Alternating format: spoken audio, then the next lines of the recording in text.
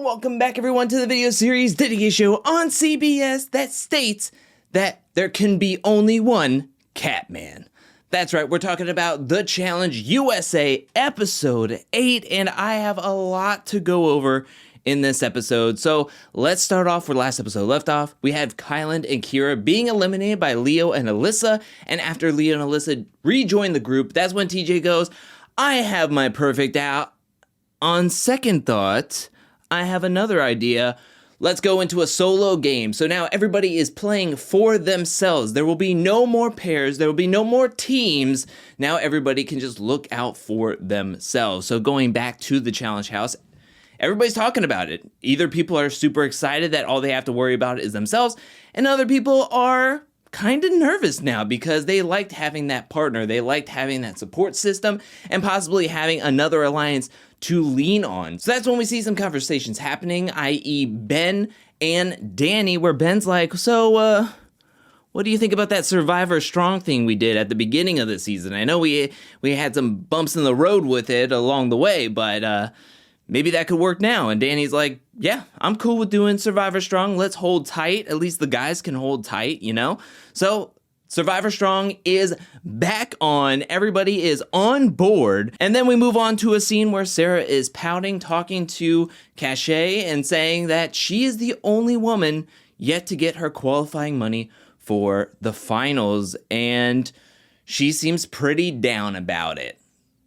Moving on, we see at 3:30 a.m., everybody is sleeping. That is except for Ben, who is having a tough week in the game as this is the anniversary to his friend's passing. It's on his mind, it's weighing heavy on him, and he wants to use this as motivation and to celebrate Blake's life by doing his best in the daily challenge and wanting to get that win. And so we move to everybody getting on their challenge gear, heading to meet up with TJ near the water for this week's daily challenge called Having a Blast. In this daily challenge, players will have to jump from a boat onto a slippery runway, and then they have to transport keys from one end of the runway to the other. They have to do that a total of 4 times, and then they have to get a flag from the safe and transport it to the front of the runway, lock it in, locking in their time. The quickest man and woman to complete this challenge will be able to get into power, get into safety, and will get $10,000 to split, giving them $5 grand more apiece.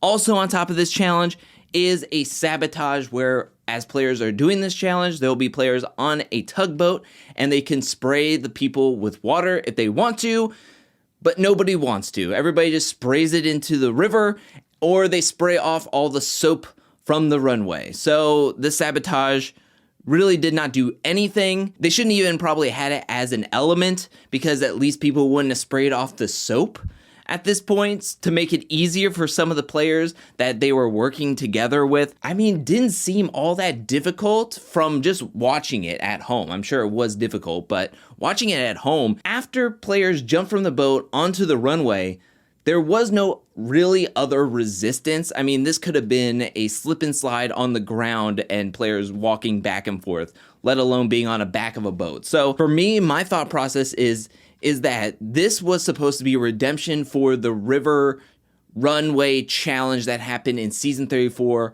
War of the Worlds 2, where CT threw that challenge, playing rock, paper, scissors with Zach to sink his team, and it made that daily challenge a complete dud. So they made this daily challenge this type of way with this format and this sabotage, trying to make it a redemption arc, and again, to me, it was a dud. It just did not work out this way.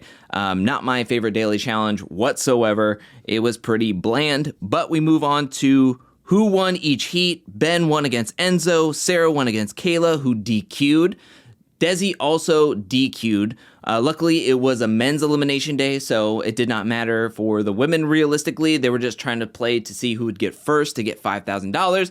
Ultimately, everybody else qualified, so Sarah was the only one that was wanting to win desperately, but she did not. Then in round 3, you have Tyson winning against Dom, Angela winning against Cachet, Danny winning against David, Alyssa winning against Justine, Leo was able to finish, and as I mentioned, Desi DQ'd. So it came down to the 2 women, which was Angela and Sarah, Angela won, beating out Sarah. So Angela keeps getting richer, and Sarah only has 2.5K. And it's funny because at one point during this daily challenge, Sarah was like, Angela hasn't done anything to prove to me that Angela has done anything in this game. Like, she's just been coasting in this game. Excuse me? I mean, how can you say that? I mean, how can you say that with a straight face? Because Angela at least won 3 daily challenges, and yes, you have won an elimination, but you only have 2.5K. You have not done well in any daily challenge. Realistically, Angela at least has shown she is a good partner to win daily challenges with partners. She's doing great solo-wise and socially-wise to do great in this first daily challenge. Like, it just baffles my brain at some of the confessionals that come out of this show, especially Sarah. We move on to the 2 men who did great, and that was Ben and Leo, and Ben was able to win. He gets emotional. It's a very touching moment as Ben was using this to celebrate Blake's life and to kind of do this in memory of Blake. So it was really nice to see Ben have that moment. Everybody else was tearing up, giving him a hug. So Ben and Angela went into power, and losing was Enzo. When he jumped onto the runway, he gashed his leg, and then he was doing a lot of baby steps. He was very slow during this challenge, so he was the loser. He's going directly into the elimination, and then Angela and Ben can go back to the house and deliberate on who they want to send in against Enzo, which is a perfect transition because once we get back to the house, we get directly into the deliberation where Enzo pitches that I don't care who I go up against, I just want to go up against anybody who has any money so I can get qualified for the finals. You know, I'm from the streets, and whenever I go up and I go up big, you know, so as long as I go up against somebody with money so I can qualify for the finals, I just want to get the money, you know, meow meow.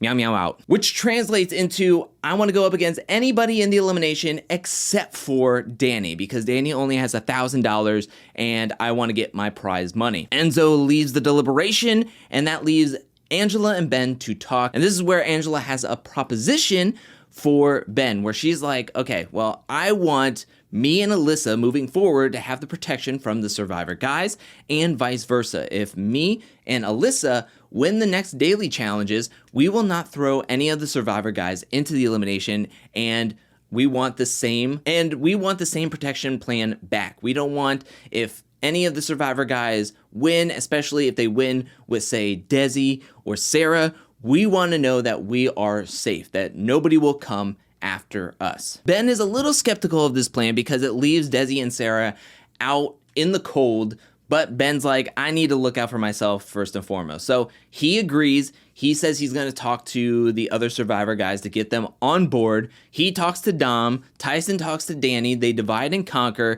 and that's when Angela talks to Alyssa, and Alyssa's like, cool, I got a protection plan.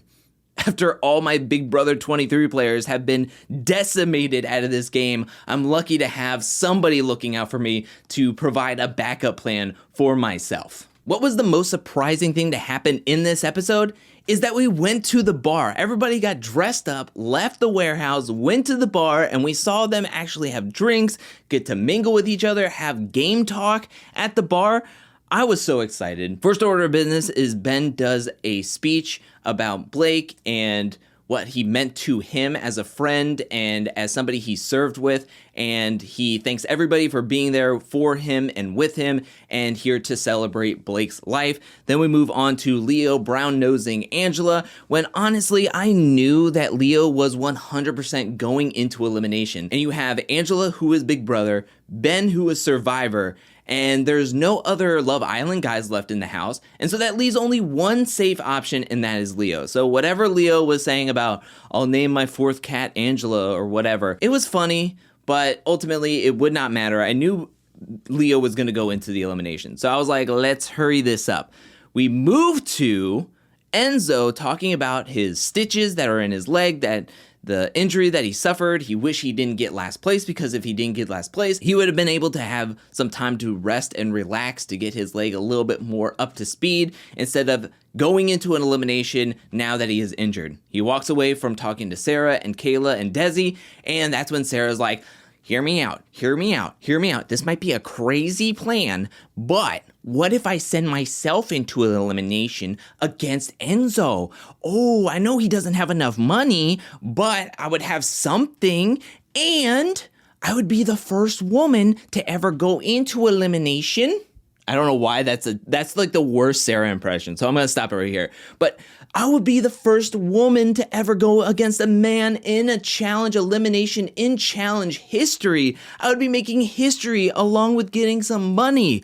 Oh my gosh, I could take out Enzo. How epic would that be?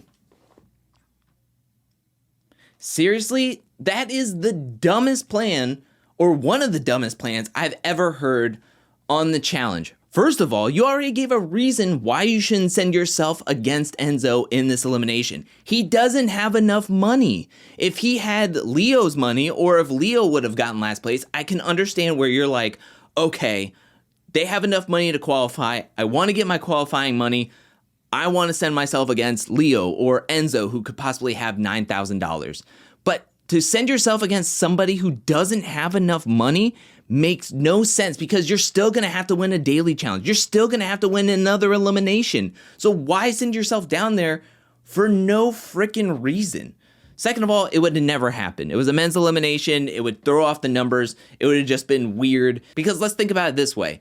If Sarah does go up against Enzo and wins, they're going to have another guy's elimination. And who's to say that if, say, a guy won, that they're not like, oh, I want to go up against Alyssa. Well, you can't do that. You can't go up against Alyssa, Tyson, Danny, Leo, David. Why? Sarah was able to go up against Enzo. Why can't I pick who I want to go up against? And I want to throw myself in against Alyssa. Can't work that way. Can't work that way whatsoever. Also, this conversation goes to show that there are some people who believe that they feel like they know challenge history, yet they do not know challenge history or the show in general. Because there have been plenty of times in challenge history where a woman has gone up against a man in elimination and has won. Heck, the first ever elimination game in challenge history was a woman going up against a man and winning. It was in season 7, episode 1, Sarah Grayson versus David Broom in Dead Man's Drop. Granted, it was not a hall brawl, but at the time Sarah was saying that she wanted to send herself in against Enzo, she didn't know it was a hall brawl. So to pass off like I would be the first ever woman to go up against a guy in an elimination in challenge history is just false. Season 7, there was women going up against men in eliminations. In Season 8, there was women going up against men in elimination. Heck, we don't even have to go back that far. In Season 27, Battle of the Bloodlines, Cara and her cousin Jamie went up against Bananas and Vince in elimination and won. Let's go to Season 32, Final Reckoning, where we have Cam and Kaylee going up against Brad and Kyle in an elimination. They won. Like, I'm sure some of these players were like, oh, I'm going on the challenge. I'll watch the last season or the previous 2 seasons or whatever I can find on streaming. So I'll watch Total Madness, and they get some of the key lingos or the idea of the game. But to pass off that you know challenge history when you in fact don't know challenge history, please sit down. It would not be epic. It would just be a dumb game move. And ultimately it leads to nothing because Sarah doesn't even go into this elimination. Everybody moves back to the challenge house, gets on their challenge gear, moves to the elimination where everybody's walking in and sees the giant hall brawl set up in the middle of the elimination floor. And they go, dang, we are going to be seeing a battle of hall brawl this episode. Enzo joins TJ down on the arena floor. TJ turns his attention over to Ben and Angela, and they nominate Leo for the elimination, and instantly Leo is defeated. He walks down. He stands next to TJ, his head is down, he does not look up to the crowd, he does not look to Enzo, he does not look to TJ. Leo gives it his 110%, I'm sure, but you can tell that this was not a tough matchup. This was not gonna last super long. I mean, Enzo makes quick work of Leo, 2 rounds to nothing, absolutely decimates him in the second round. I mean, what is Leo to do in that situation? He tried to give it his all. He hesitated when Enzo was running at him. He took like 3 steps into the hall, stops, boom, Enzo hits him, pushes him out of the way, rings the bell twice. It wasn't close. I'm sure he was doing the best he could, but it was not enough, not even close to enough. Enzo wins, gets all of his cash, and Leo doesn't even want to tell anybody goodbye. He is sitting back there, and everybody's like, hey, do you want to go out there, shake Enzo's hand, tell everybody goodbye, and have your send-off and walk out the exit? And he goes, no, this sucks. I get it. He went into 2 eliminations already. He won 2 eliminations. There are people that haven't seen eliminations at all, but that's the game. And he got sent in multiple times. He was going to keep on being sent in multiple times until he probably got eliminated. He would have been the scapegoat if he wasn't already, until he finally was eliminated. That is it for this week's episode and review and recap. This episode was fine. It was all right. I feel like this episode is mainly trying to set up for the rest of the episode, because if you watch the preview, stuff that happened in this episode starts to build up, and Tyson on his podcast said that explosions are going to happen, and hopefully they show it in the edit, because he says if they don't show it in the edit of all the drama and all the stuff that is going to happen next episode, that he is going to say it on his podcast. Something else that he mentioned that I found interesting was that no producer said that, oh, Leo doesn't want to say goodbye to anybody, he just wants to walk off. Kayla and a lot of other people thought that Leo had hurt himself, that when getting checked out in the back before the whole goodbye messages and everything, that once getting checked out in the back, he was like hurt or something and had to be taken off in an ambulance, and they thought he was at the hospital and they didn't know if he was okay or not. Nobody told them that he just was pouting and wanted to storm off in a temper tantrum. So I thought that was interesting, that was like a little mental head game by production, that people were like, is Leo going to be okay? What happened? And Kayla was even crying. We could see that. And I guess they wanted to make it seem like, oh, well, Kayla's crying because her amazing race player is gone. But that was more of like, I hope Leo is okay. What happened to him? He's not out here to say goodbye like everybody else who said goodbye. This was a build-up. This was a build-up episode for hopefully seeing more drama, more game time decisions, and bigger explosions next episode. Whereas this one, I just think that the daily challenge was meh, the elimination was meh, and some of the game talk was fine, but it didn't lead to much of anything except getting Leo sent in. So I'm hoping for something bigger, something more exciting next episode.